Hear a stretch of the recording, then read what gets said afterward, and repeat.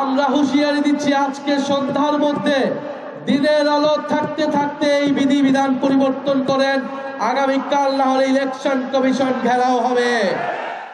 আসন্ন 12 ফেব্রুয়ারি অনুষ্ঠিতব্য ত্রয়োদশ জাতীয় সংসদ নির্বাচন ও গণভোটে ভোট কেন্দ্রে মোবাইল ফোন বহন নিয়ে নির্বাচন কমিশনের অবস্থান স্পষ্ট করেছেন ইসির সিনিয়র সচিব আখতার আহমেদ। ভোটার, প্রার্থী ও পোলিং এজেন্টরা ভোট কেন্দ্রের ভেতরে মোবাইল ফোন বহন করতে পারবেন, তবে ফোন নিয়ে গোপন কক্ষে যেখানে ভোট প্রদান করা হয় সেখানে প্রবেশ করতে পারবেন না।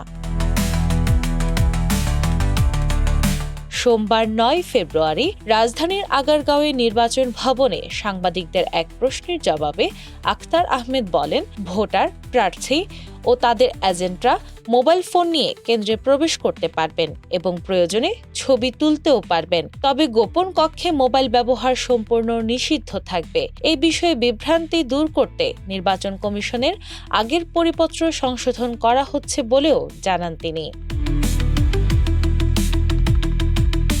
এর আগে রবিবার 8 ফেব্রুয়ারির নির্বাচন কমিশন এক নির্দেশনায় জানিয়েছিল, ভোট কেন্দ্রের 400 গজ ব্যাসার্ধের মধ্যে সাধারণ ভোটার সহ কেউ মোবাইল ফোন নিয়ে প্রবেশ করতে পারবেন না। তবে আজকের বক্তব্যের মাধ্যমে সেই সিদ্ধান্ত থেকে কমিশন সরে আসার ইঙ্গিত দিল।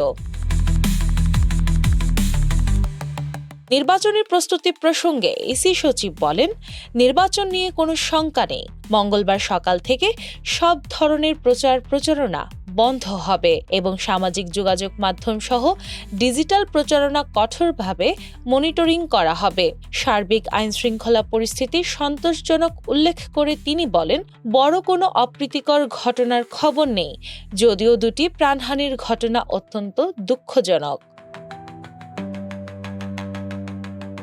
এদিকে মোবাইল ফোন বহনে নিষেধাজ্ঞাকে কেন্দ্র করে রাজনৈতিক অঙ্গনে উত্তেজনা সৃষ্টি হয়। জাতীয় নাগরিক পার্টির আহ্বায়ক নাহিদ ইসলাম এই সিদ্ধান্ত প্রত্যাহার না হলে নির্বাচন কমিশন ঘেরাওয়ের হুঁশিয়ারি দেন।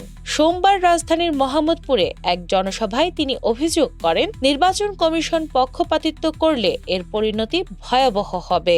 একই সঙ্গে তিনি গণমাধ্যমে নিরপেক্ষ ভূমিকা নিয়েও প্রশ্ন তোলেন।